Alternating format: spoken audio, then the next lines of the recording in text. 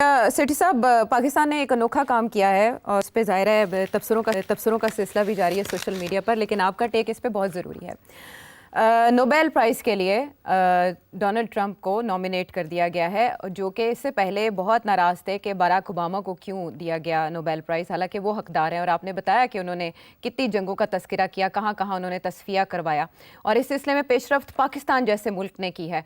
लेकिन कुछ लोग ये समझ रहे हैं कि इससे ईरान भी खफा हो सकता है, जबकि दूसरी तरफ कुछ लोगों का कहना है कि जो ख्वाहिश है डोनाल्ड ट्रंप की खुद को मनवाने की, ये उसको कैश करवाने के लिए एक मास्टर स्ट्रोक है। What do you think? मुश्किल सवाल कर दिया, फंसाओगे मुझे। अच्छा, बात ये देखिए, ये डोनाल्ड ट्रंप को फ्लैटर करने की कोशिश की गई है, उनको खुश करने की कोशिश की गई है, और रियासतें इस किस्म की चीजें करती हैं अपने मफाद को प्रोटेक्ट करने के लिए। अगर डोनाल्ड ट्रंप जो है वो इंडिया पाकिस्तान का मसला जो है कश्मीर के ऊपर हल करा देता है, और ये जो न्यूक्लियर प्रोग्राम है ईरान का और इसराइल का ये करा देता है, then genuinely जो कुछ हुआ गाजा शाजा ये हो, then he will deserve a Nobel Prize. Make no mistake about it. तो ये दो कॉन्फ्लिक्ट्स मतलब है 70, 75, 80 साल पुरानी कॉन्फ्लिक्ट्स हैं, और इतने लोग मारे गए, इतना कुछ हो गया, यहाँ जंगें हो गई इसको। ये दो पेरेनियल वुंड्स हैं इन द इंटरनेशनल ऑर्डर। अगर डोनाल्ड ट्रंप इनको किसी तरीके से सेटिस्फैक्टरी सोल्यूशन कर लेता है तो then he deserves the Nobel Prize. इसलिए नॉमिनेट करना इज इनकरेजमेंट, जी करें, प्लीज गो अहेड, और दोनों चीजें सिमल्टेनियसली साथ साथ चल रही हैं। मगर बड़ा मुश्किल काम है ये, और जो ये करेगा उसको नोबेल प्राइज क्या है, एक नहीं 10 नोबेल प्राइजेस मिलने चाहिए इन माय व्यू, बिकॉज ये दो major sources of conflict in regions. तो आई थिंक पहली बात ये है। दूसरी बात ये है कि इट्स टू अर्ली टू से, ये इजराइल वाली बात और ईरान वाली बात तो नेगोशिएशन शुरू होकर शायद कोई ट्रीटी हो ही जाए इवेंचुअली। मगर आई थिंक नेतान्याहू को भी रेजिम चेंज होनी पड़ेगी इजराइल के अंदर टू मूव फॉरवर्ड। जब तक नेतान्याहू है वहां it will not going to be easy. वो कोई से कोई गड़बड़ करेगा, कोई ना कोई फॉल्स फ्लैग करेगा, उसको निकालना पड़ेगा वहां। So that's the second objective. And the third is के इंडिया को समझाना पड़ेगा कि देखो ये जो तुम कह रहे हो हमने पॉज किया हुआ है, ये नॉनसेंस है, इसको खत्म करो इस बात को, and sit across the table and sort out issues.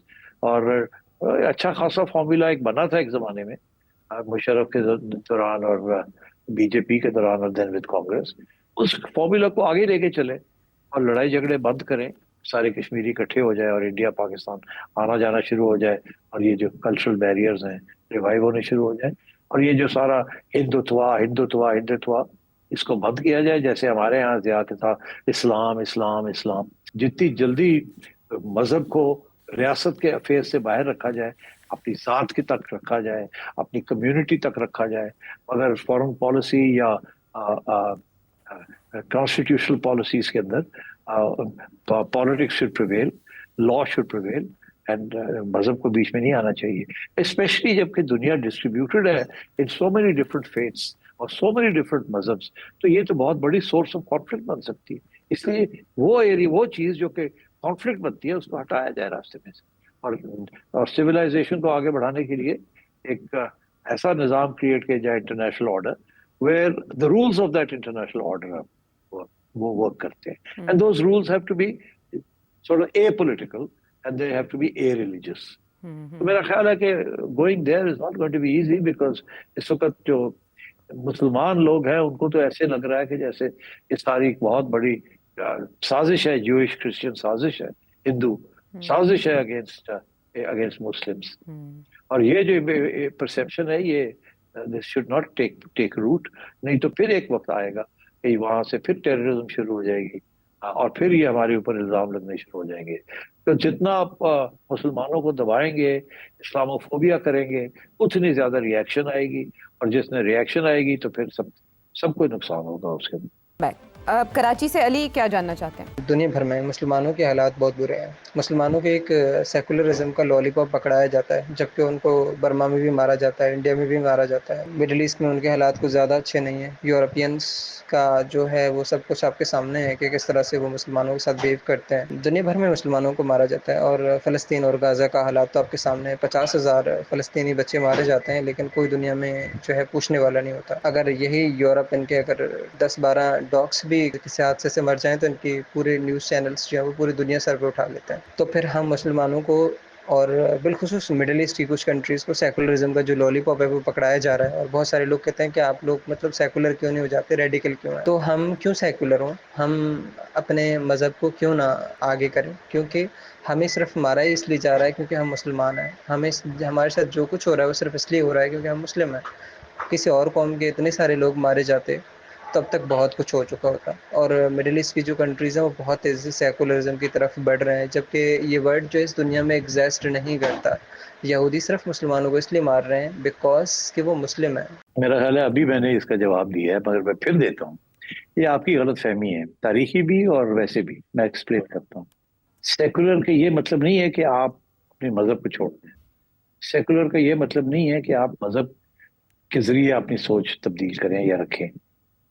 Secular کا صرف یہ مطلب ہے کہ عام زندگی میں اور ایک دوسرے کے ساتھ جو تعلقات آپ نے بنانے ہیں انٹرنیشنلی بھی اور ڈومیسٹکلی بھی، وہ مذہب کے اوپر بات کریں. اگر مذہب کے اوپر کریں گے تو لڑائی جھگڑے ہوں گے، کیونکہ ہر بندہ اپنے مذہب میں یقین رکھتا ہے اور بڑا پیشنیٹلی بلیو کرتا ہے. انٹرنیشنل افیئرس کے اندر مذہب کو بیچ میں نہیں لانا چاہیے. یہ سیکولر کا مطلب ہے. یہ نہیں ہے کہ آپ اپنا مذہب بھول جائیں یا آپ لادین ہو جائیں. نہیں، سیکولر کا یہ مطلب ہے کہ کانسٹیٹیوشن اور انٹرنیشنل افیئرس کے اندر، کیونکہ دیکھیے کہ مذہب مت لائیے. بیکاز ایگزامپل میں آپ کو دیتا ہوں. جیسے ہم نے فیڈرلزم کریٹ کی ہے کہ سینٹرل حکومت جو ہے وہ نہیں چلتی، فیڈرلزم چلنی پڑتی ہے، لوگوں کو اپنے حق چاہیے.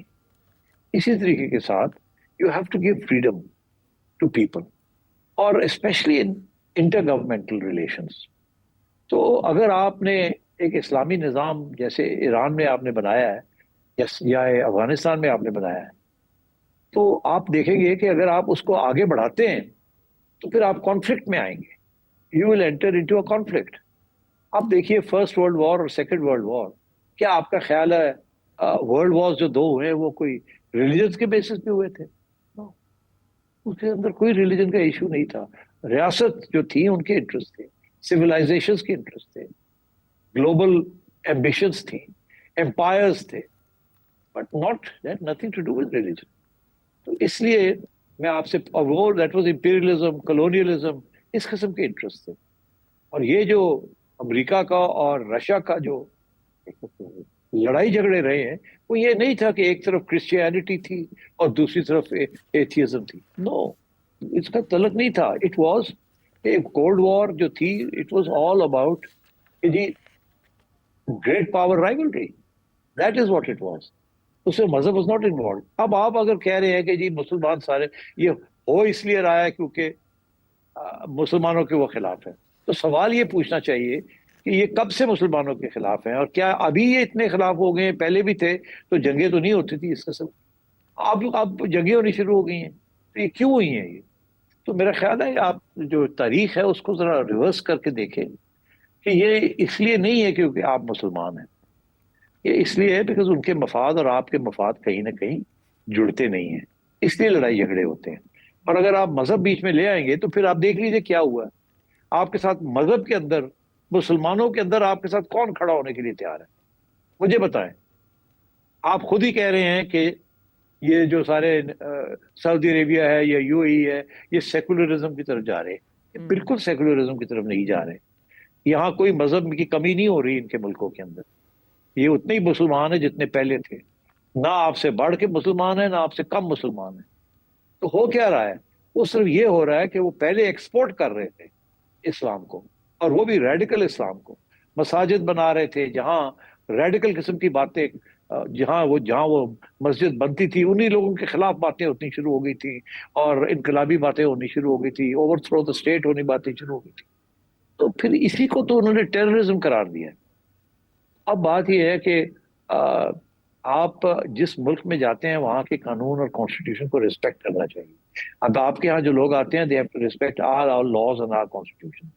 हमने अपने लॉज को काफी हद तक इस्लामाइज कर लिया है, और जहां वो इस्लामाइज नहीं किया, वो इसलिए नहीं किया बिकॉज वो कारोबार के दरमियान वो प्रॉब्लम्स बनते हैं। बिकॉज आजकल वो कहते हैं no nation is an island, कोई मुल्क जो है वो अपने तौर पे नहीं जिंदा रह सकता। We are all interacting with each other, integrated with each other, और आज तो even more with artificial intelligence and with internet. तो आप तो हर जगह पे पहुंचे हुए हैं, और वो हर जगह पे पहुंचे हुए हैं। How can you distinguish on the basis of religion? You can't do this. आप अपना मजहब अपने पास रखें, खुद नेक हो, do good things and try and follow your own principles in your own country to that extent that you आप किसी और के ऊपर आप इल्जाम ना लगाएं या उनके साथ लड़ाई झगड़े ना करें। तो वो जो रूल्स हैं इंटरनेशनल ऑर्डर के, they have to be outside religion, they can't be based on religion. वहां तो एक religion will fight another religion. So I think ये मैं समझाने की कोशिश कर रहा हूँ कि ये आप जिस तरीके से सोच रहे हैं ना, वो गलत सोच है। ये गुस्से वाली सोच है, इसमें तारीख का कोई रोल नहीं है। आप थोड़ी सी तारीख पढ़े, आपको पता चलेगा ऐसी बात नहीं है। ये यहूदियों के खिलाफ तो सदियों से एक महाज एक सोच है, सिर्फ और क्रिश्चियंस के अंदर थी ये सोच। तो शुरू तो क्रिश्चियंस के अंदर थी ना, because of what happened to Christ and so on. तो अब बात ये है कि हमारा तो हम तो क्लेम करते हैं कि ये तीनों रिलीजन्स जो हैं they follow the same line. So मतलब है कि so I think let's be a little careful about this. Secularism समझते ही नहीं है लोग, इसका मतलब क्या है। लोग समझो अल्लाह दीनियत, और ये असी मुसलमान हैं साढ़े खिलाफ ने। तो भाई साढ़े खिलाफ क्यों ने? ये क्रिश्चियंस ने तो एक दूसरे के खिलाफ रहे हैं, एक दूसरे को मारते रहे हैं। इनके अंदर कितनी खारिजें हुई हैं, लोग खारिज हो गए, इतने ब्रांचेस हैं चर्च के, मगर दे सर्वाइव ना, they don't fight with each other. हम तो यहाँ हमारे यहाँ भी तो इतने फिक है एंड सो ऑन। तो I think that is what I was trying to explain. ये जो बात है, मैं फिर से कहूंगा कि वो हमारे खिलाफ है क्योंकि हम मुसलमान हैं, ऐसी बात नहीं है। हाँ, हमने मुसलमानों ने एक स्टेज पे, कुछ लोगों ने कुछ मुल्कों के अंदर उठ के हथियार उठा लिए, बिकॉज उनका भी यही ख्याल था जो आपका ख्याल है कि हमारे साथ ज्यादती हो रही है, हम मुसलमान हैं, हमारे साथ ज्यादती हो रही है, हमारा तेल लिया जा रहा है, हमारे साथ ये हो रहा है, वो हो रहा है। तो उन्होंने हथियार उठा लिए, तो फिर उसका नतीजे आपने देख ही लिया ना क्या हुआ। तो अब वो दौर खत्म हो गया है। अब दौर ये है कि इंटरनेशनल रूल्स बेस्ड ऑर्डर होना चाहिए। I think we should not bring religion into it. ठीक है, सेक्युलरिज्म क्या है आपने मिसालों से बता दिया। हिस्ट्री की स्टडी से इन डेप्थ इस ओपिनियन को शेप करने में मदद मिल सकती है। अब एक और दिलचस्प सवाल है सेठ साहब, वक्त हमारे पास कम है। अब्दुल्ला हुसैन अवान क्या पूछ रहे हैं? सेठी साहब, आज से कुछ अर्सा कबल आपने इमरान खान साहब को एक नसीहत की थी जो काफ़ी मशहूर भी हुई। अब एक नसीहत आर्मी चीफ, वज़ीर आज़म, सरबराह आनी बेंच को भी करें। नसीहत अब मैं क्या करूँगा? ख्वाजा आसिफ ने सारी बात तो कर दी। ख्वाजा साहब कहते हैं कि जी हाइब्रिड सिस्टम ये सिस्टम है जो चलेगा, अल्लाह करे चल जाए। हमने मुख्तलिफ किस्म के हाइब्रिड सिस्टम से देखे हैं ना पहले, ये पहली बार तो नहीं है कि हाइब्रिड सिस्टम है। हमने मार्शल लॉ भी देख लिया है, उसके बाद हमने हाइब्रिड सिस्टम्स भी देख लिए हैं। ये इमरान खान और शहबाज शरीफ साला सिस्टम से पहले भी हाइब्रिड सिस्टम है। हाँ, और जब हाइब्रिड सिस्टम को किसी ने तोड़ने की कोशिश की है तो उसे अंदर सिविलियंस की छुट्टी हो गई। और अगर आपने उसको बंदूक दे दी है और एक दफा नहीं, दो दफा नहीं, 3 दफा आपकी अदालतों ने उसको कानूनी तौर पे भी हक दे दिया है, तो फिर उसके बाद क्या रह गया? या तो पहले दिन ही जब ये मार्शल लॉ लगा था उसको हमारी अदालतें जो है उसको आउटलॉ कर देती, तो शायद ये ना होता। ये एक नई डिबेट है कि इंडिया में कभी भी हाइब्रिड रेजिम क्या, वहाँ तो मार्शल लॉ लगने का चांस ही कोई नहीं, और हमारे यहाँ पहले दिन से यही खाता खुला हुआ। सो ये इट्स अ लॉन्गर डिबेट। अब हदायत में क्या करूँगा? मैं यही कहूँगा कि अल्लाह करे ये जो हमारी क्राइसिस है इस वक्त, economic, political, strategic, geo strategic, हम इस क्राइसिस से निकलेंगे। बिकॉज अब ये हकीकत तो ये है कि हम मायूस हैं, हम अपने सियासतदानों से भी मायूस हैं। वो आपस में इतनी लड़ाई झगड़े किए हैं कि फिर उन्होंने रास्ते खोल दिए अफवाज पाकिस्तान को मदाखलत करने के लिए फिर से। अब यहाँ से इसके बाद कहाँ जाएंगे हम? कोई नया लीडर हमें नजर नहीं आ रहा, सियासी, सिविलियन। تو پھر یہ ہے کہ اس صورتحال میں تو جو ہے اسی کو چلانے کی کوشش کریں، بیکاز حالات بڑے مشکل ہیں. البتہ میں ضرور یہ ہدایت ضرور کروں گا کہ ایک طرف ایک بڑا تکڑا آرمی چیف، ایک بڑی تکڑی فوج، اور ایک طرف ایک حکومت جس کے اوپر ابھی تک کوئی گہرا کرپشن کا الزام نہیں لگا. سیاسی حکومت لگتے ہیں چھوٹے موٹے لگ رہے ہیں، مگر کوئی اتنا بڑا سکینڈل ابھی تک نہیں ہوا. اور by and large government has been okay, if not very good, it's been not bad, considering کہ ہمیں بہت بری حکومتیں بھی ملی ہیں اور رونا دھونا بھی بڑا ہوا ہے. اور اس قسم کے حالات میں آئی تھنک یہ ارینجمنٹ جو ہے از ورکنگ ریزنبلی فائن. اب ریئلسٹک تو یہ ہے، جو آئیڈیلسٹک بات ہے وہ تو یہ ہے کہ جی فوج should go back to barracks, نئے الیکشن کرائیں اور اس کے اندر عمران خان صاحب آ جائیں اور عمران خان صاحب آ کے پھر دھجیاں اڑانی شروع کر دیں جیسے انہوں نے پہلے دھجیاں اڑائی تھی، اور اس کے بعد کچھ رہی کچھ نہیں جائے گا اور پھر ایک مداخلت ہو، پھر مداخلت ہو. تو میرا خیال ہے بہتر یہ ہے کہ کوئی کمپرومائز ڈھونڈی جائے. کسی طریقے کے ساتھ ایک پاپولر پارٹی باہر بیٹھی ہے، اس پاپولر پارٹی کو اکوموڈیٹ کرنے کی کوشش کریں. اگر ایران اور امریکہ اور اسرائیل کے ساتھ سیز فائر ہو سکتی ہے اینڈ دین نیگوسیشن، تو میرا خیال ہے میری advice to both sides, Khan صاحب اینڈ ٹو جنرل صاحب، اس کے سیز فائر کر لیں اور اس کے بعد ٹرسٹ بلڈ کریں اور اس کے بعد نیگوسیشنز کریں اور اگلی الیکشن کی تیاری کریں 3 سال کے بعد. اور اس الیکشن میں try and get free hand to everyone. جو نئے رولز بنانے آپ بنا لیں تاکہ آگے سے کوئی ڈیسٹیبلائزیشن نہ ہو، کوئی ایک ڈکٹیٹر نہ بن سکے، کوئی ایک دوسرے کو اڑا نہ سکے اینڈ سو آن، اور مل جل کے کام کریں. If you can do something like that, I think Pakistan will be better. مجھے ایسا لگتا ہے کہ آپ نے من پسند نصیحت کی ہے عبداللہ حسین اعوان صاحب کی، دل کی بات کی ہے. وہ یہی چاہتے تھے کہ آپ کے منہ سے یہ سنیں پی ٹی آئی کے لیے نرم گوشہ ہونا چاہیے اسٹیبلشمنٹ کے دل